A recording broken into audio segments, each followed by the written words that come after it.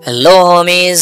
Solo Leveling Ragnarok के chapter number 9 की starting होती है, जिसके अंदर हमें दिखाया जाता है हमारा सूहू जो कि सोच रहा होता है असल में तुम्हारे रेड नाम के बारे में तो थोड़ा सा परेशान था, लेकिन मैं इस बारे में ज़रा भी परेशान नहीं था कि मैं तुम्हें हरा नहीं पाऊंगा। बेरू भी इस बात पे कहता है मैंने भी अब पे कभी डाउट नहीं किया था, और फिर इस बात पे सूहू कहता है अरे चुप कर यार, तो बहुत झूठ बोलता है। सोहू जो कि अपने हाथों के अंदर उन सारे शेडो कवर को यानी कि गोंगलेट को देख रहा होता है और सोच रहा होता है भले ही ये फाइटिंग स्टाइल नया हो, लेकिन ये थोड़ा सा भारी है, मुझे इसमें लड़ने में थोड़ा मज़ा नहीं आएगा, लेकिन ये अमेजिंग तो है। चलो अब मैं अपने रिवॉर्ड्स को चेक करता हूँ, और उसके बाद फिर वो अपने रिवॉर्ड्स को देखने लगता है जिसके अंदर लिखा हुआ आता है स्ट्रॉम स्लैश। एंड इसके एक ऐसी स्किल है जिसके अंदर तुम एक बारी में मल्टीपल अपोनेंट के ऊपर स्लैश कर सकते हो, लेकिन ये जो स्किल है ये माना का यूज़ करती है जो कि 50 माना होते हैं।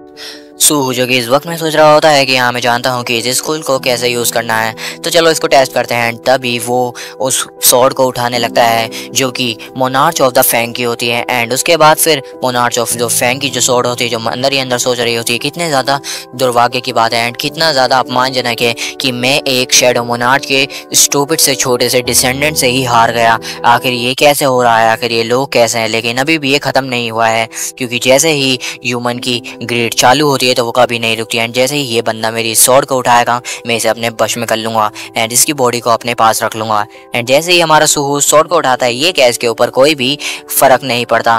फैंग ऑफ द रखान ये वाला जो आइटम होता है अब हमारे सूहू के कलेक्शन में वापस आ चुका होता है। एंड हमें बताया जाता है कि ये वाली जो स्वॉर्ड है जो कि बहुत ही ज़्यादा बेहतरीन है, गॉब्लिन के वेपन से तो बहुत ही ज़्यादा बेहतरीन है। फैंग ऑफ द मोनार्च जो कि अभी सोच रहा होता है क्या दुनिया में ऐसे भी लोग हैं जिनकी बॉडी को मैं अपने वश में नहीं कर सकता। एक्चुअली ये सारी चीज़ें इस वजह से हो रही होती हैं क्योंकि जो हमारा सूहू होता है उसके पास बहुत सारी ब्लेसिंग्स होती हैं, द ग्रेट स्पेक्टिकुलर, जिसकी वजह से उसके ऊपर कोई भी चीज़ हावी नहीं हो सकती। उसकी बॉडी एकदम परफेक्ट रहेगी एंड उसके ऊपर कोई भी काला जादू वगैरह काम नहीं करने वाला। कोई भी जहर डाल दो कोई दिक्कत वाली बात नहीं है। उसकी बॉडी के जो भी वुंड्स हैं वो सारे हील हो जाएंगे एंड सारी चीज़ें ख़त्म हो जाएंगी। एंड जब वो सोएगा तो फिर उसकी सारी बॉडी बिल्कुल तुरंत के तुरंत रीजनरेट हो जाएगी। एंड तभी वो उस तलवार का इस्तेमाल करते हुए हमारे स्ट्रॉन्ग ऑफ द स्लैश का यूज करता है एंड चारों तरफ डिस्ट्रक्शन है डिस्ट्रक्शन करता है। सूहो जो कि इस टाइम में कहता है भले ही ये एबिलिटी बहुत ही ज्यादा माना यूज करती है, लेकिन उसके बावजूद जितना ज्यादा ये इस डिस्ट्रक्शन फैलाती है उस हिसाब से तो ये बहुत ही ज्यादा बेहतरीन स्किल है।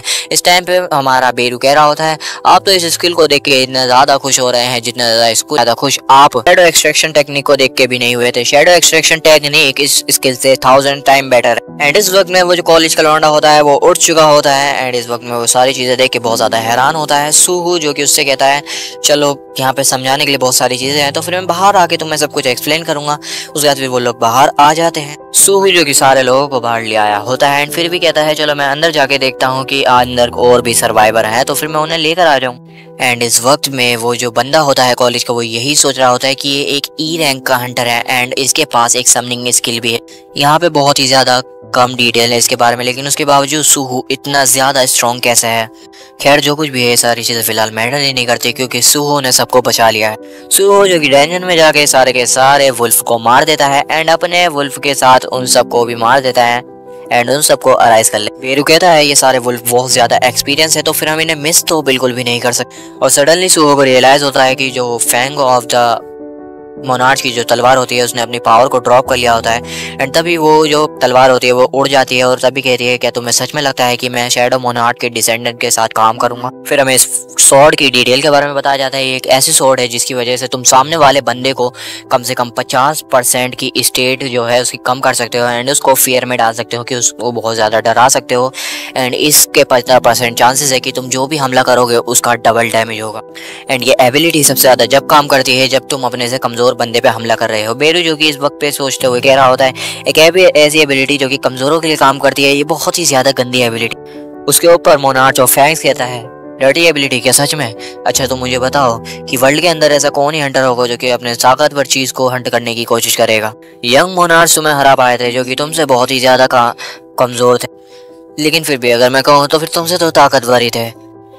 फैंग ऑफ मोनार्च कहता है वो अलग बात है, सो जो कि इस वक्त मैं सोच रहा होता है, पहले तो मैं इस चींटी से ही परेशान था जो कि बातें करती थी, अब मेरे पास एक तलवार भी आ गई जो कि बातें करती है, हद है यार। उसके बाद फिर सूहू उसी जगह पे चला जाता है जहाँ पे पहली बार ये तलवार मिली थी एंड वहाँ पे जाके कहता है यहाँ पे तो सारे लोग मरे हुए हैं। एंड तभी वो तलवार कहती है, आई मीन हमारा फैंग ऑफ मोनार्च कहता है, ऑफ कोर्स मुझे फैंग ऑफ मोनार्च का जो मकबरा है उसे बचा के प्रोटेक्ट रखना था, तो फिर मैंने यहाँ पे सभी को मार दिया।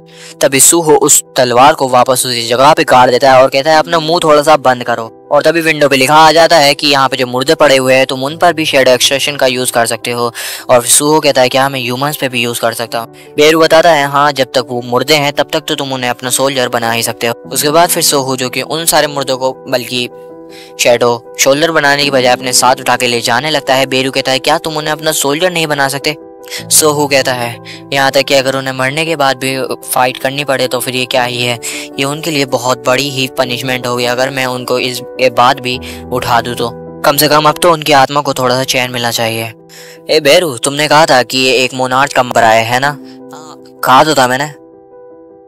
अच्छा तो फिर ये सारी चीज़ें मेरे फादर से और जिन लोगों को अभी मैंने मोनार्च को मारा है ये सब क्या इतरिम से रिलेटेड है? अगर मैं तुम्हें सच बताऊं तो फिर मोनार्च का जो एनिमी है वो इतरिम है, लेकिन अगर फिलहाल की बात करूं तो फिर ये जो मोनार्च अभी तुमसे लड़ रहे हैं तो फिर ये सारे के सारे पुराने दुश्मन हैं हमारे मोनार्च के।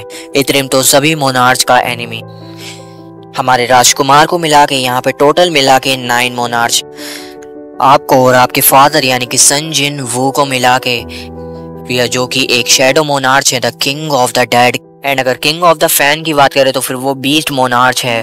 और उसके ऊपर भी बाकी मोनार्च आते हैं जैसे कि king of the insect, king of the monster humanoid, the king of the flame, the king of the demon, the king of the giants and the king of the snowfolk and the king of the demonic spectral and the last the king of the dragon, the destruction monarch. जितने भी monarch हैं उन सब के पास बहुत ही खतरनाक power है जिसे डिस्क्राइब भी नहीं किया गया, लेकिन जितनों ने आठों के आठों मोनार्चों ने जब हमारी अर्थ पे कदम रखा तो वो सारे के सारे मारे गए, वो भी हमारी लीग की वजह से यानी कि तुम्हारे फादर की वजह से। उसके बाद फिर सूहू जो कि पूछता है क्या ये सब मेरे फादर ने किया था? एंड इसके ऊपर वो तलवार जवाब देती है हाँ तुम्हारे फादर ही हैं जिनको मैं मारना चाहती हूँ। वो ही बंदा था जिसने मेरे मास्टर फैंग मोनार्च को मारा था। अगर मेरे पास अपनी सारी पावर्स आ गई तो फिर मैं तुम्हें चीर फाड़ कर दूंगा। तू साले शैडो मोनार्च के डिसेंडेंट, अगर एक बार मुझे मेरी पावर्स मिल गई तो मैं तुझे कुत्तों को खिला दूंगा एंड सारे भेड़ियों से तुझे कटवाऊंगा। अच्छा तो मैं अब सारी चीज़ समझ रहा हूँ। ये बात अभी हमारा सूहू कह रहा होता है मेरे फादर ने अर्थ को प्रोटेक्ट करने के लिए दूसरे मोनार्च से लड़ाई करी एंड यहाँ पे तुम अपने प्लेस को प्रोटेक्ट करने के लिए यहाँ के लोगों से लड़ाई कर रहे हो। यहाँ पे दोनों ही अपनी जगह पे सही हैं, लेकिन यहाँ पे सिंपली डिफरेंस ये है कि तुम मुझसे इसलिए लड़ाई कर रहे हो क्योंकि मैं शैडो मोनार्च का डिसेंडेंट हूँ। अगर इस प्लेस को प्रोटेक्ट करना तुम्हारी ड्यूटी है तो फिर ये तुम्हारे लिए क्या बेवकूफ़ी वाली बात नहीं कि तुम उस बंदे के खिलाफ जा रहे हो जिसको यहाँ तक कि तुम्हारे मास्टर शैडो मोनार्च भी फैंग मोनार्च भी नहीं हरा पाए। उसके बाद फिर वो तलवार कहती है क्या? सूहू कहता है देखो मैं अपने पेरेंट्स से मिलना चाहता हूँ एंड क्योंकि बाहर के लोग अर्थ के अंदर घुसना चाह रहे हैं इसकी वजह से मेरे पेरेंट्स वहाँ पे बिजी हैं एंड इसी वजह से मैं किसी से भी उसकी ताकत को उधार लेना चाहता हूँ। एंड अगर इतरिम यहाँ पर आ गया तो फिर वो तुम्हारी जगह को भी नहीं छोड़ेगा, तो फिर मुझे अपनी ताकत उधार दो और मेरे साथ मिल जाओ ताकि मैं तुम्हारे प्लेस को भी प्रोटेक्ट करूँ। मीन फैंग मोनार्च की तलवार जो कि इस टाइम में सोच रही होती है ये बंदा मुझे शैडो मोनार्च के डिसेंडेंट के साथ काम करने को कह रहा है। एंड इस वक्त में हमारी तलवार कह रही होती है क्या तुमने अभी क्या कहा? एंड अभी हमारा सूहू कहता है कि शैडो मोनार्च और फैंग मोनार्च अभी से साथ में ही लड़ाई कर रहे हैं जिसकी वजह से तुम्हें मेरा साथ देना ही पड़ेगा। एंड उसके बाद फिर उन्होंने के बीच में सेटलमेंट हो जाए। सारे लोग जो कि इस वक्त में बात कर रहे होते हैं उस कॉलेज के बंदे से कि तुम्हें पता है कि कल का जो इंसिडेंट हुआ था डेंजन के अंदर जिसके पूरे डेंजन को ही खत्म कर दिया था एंड उस डेंजन को बंद भी कर दिया था, क्या तुम्हें पता है वहाँ पे कितने लोग सरवाइव किए? वो बंदा कहता है मैं तुम्हें सारी चीज़ें बताऊंगा कोई बात नहीं। एंड इस वक्त में हमारा वो बंदा सोच रहा होता है कि सूहो अगर सबको पता लगा कि जो सारी चीज़ें उस डेंजन से मिली थी वो सूहो के पास तो फिर वो ई रैंक से तो बहुत ही ज़्यादा अच्छा ट्रीट किया जाएगा एंड इस तरीके से मैं सूहो का एहसान भी दे पाऊंगा। उसके बाद फिर हमें पोस्टर दिखाया जाता है जिसके अंदर छपा होता है कि एक बंदा जो कि ई रैंक का था उसने डंजन के अंदर अकेले जाके सारे हंटर्स को और लोगों को बचा लिया एंड वहां से सबको जिंदा वापस ले आया। उसने सारे लोगों को बचाया। सारे लोग उसके बहुत ज़्यादा शुक्रगुजार है जिन लोगों को उन्होंने बचाया।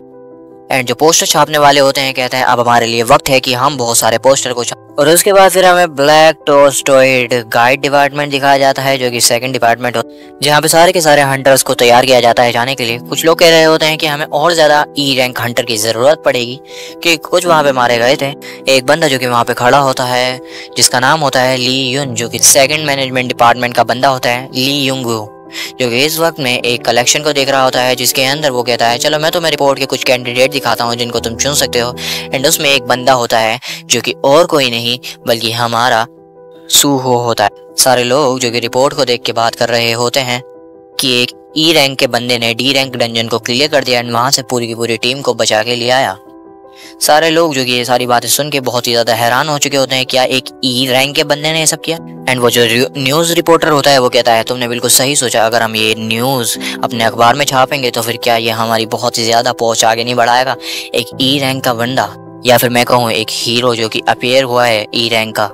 मैं ट्राई करूँगा कि मैं इसको कॉन्टैक्ट करूँ।